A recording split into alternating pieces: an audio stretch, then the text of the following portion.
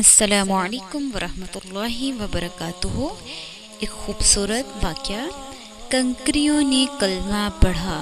حدیث میں آتا ہے کہ ابو جہل ایک دفعہ رسول اللہ صلی اللہ علیہ وآلہ وسلم کی خدمت میں آیا اور کہا، میرے ہاتھ میں کیا ہے؟ اگر آپ بتا دیں تو میں ایمان لاؤں گا۔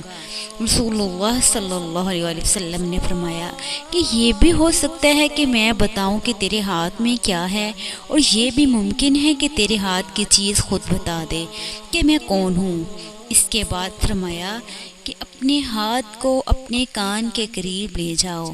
جب وہ اپنے کانوں کے قریب لے گیا تو ہاتھ کی کنکریوں سے آواز آ رہی تھی، لا الہ الا اللہ محمد رسول اللہ، لیکن اس پر اسے ہدایت نہیں ملی۔ اس نے ہاتھ کی کنکریوں کو پھینک دیا اور کہنے لگا، محمد صلی اللہ علیہ وسلم کا جادو کنکریوں پر بھی چل گیا۔